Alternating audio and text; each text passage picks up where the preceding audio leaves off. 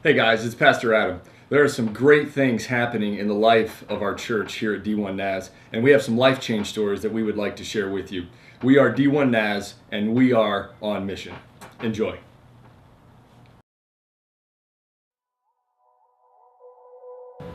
Two types of love brought me here: the love of basketball and the love of Jesus Christ shown to me by a friend. I was first invited to D1 NAS to play basketball in 2004, and then shortly after I was invited to two church services.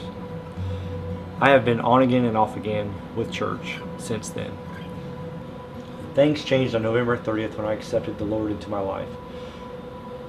Changed me as a person. Without Jesus Christ, D1 NAS and Jeff Parks persistently inviting me in support, I don't know where I might be in life. Earlier this year I got baptized, and it changed my life.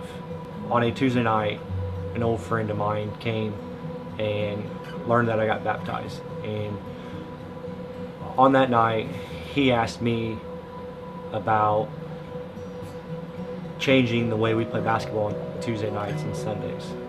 And with his help, instead of just being there and playing basketball and mingling with the guys, halfway through we were stopping and reading a book about the Word of Jesus.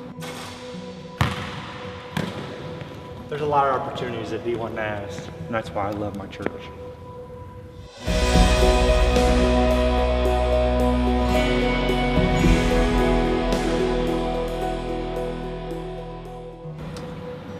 My relationship with Christ started at a young age. I was fortunate to grow up in a Christ-centered home, always going to church on Sundays, even in high school when I didn't want to.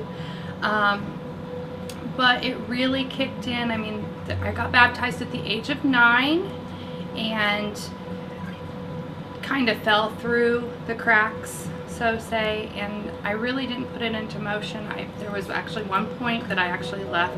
I've been coming to this church for about 5 years, and I went through, decided I wanted to be a member of this church. I knew I needed to stop going through the motion, and I went to the new membership class where I became a new member, and I was uncertain whether I wanted to be rebaptized at that time or not, because I had been baptized, like I said, at an earlier age.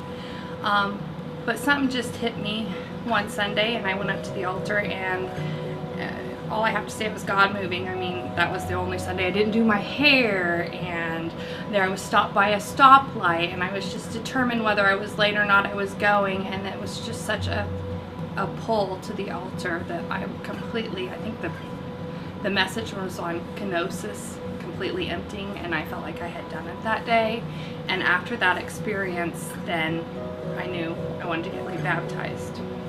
I have got more involved in the church as far as small groups, which are key, because with a church this large, you have to reach out. You can't, what I used to do is just pew sit, and unless you reach out, you're not going to know people and connect and grow.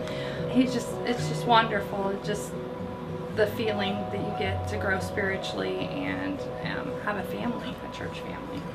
At my baptism, I invited several of my family members as well as some close co-workers, and one of the close co-workers, we're not co-workers now because I just transitioned to a new job, but I consider her as one of my best friends. She was, for the first time ever in our church, at my baptism.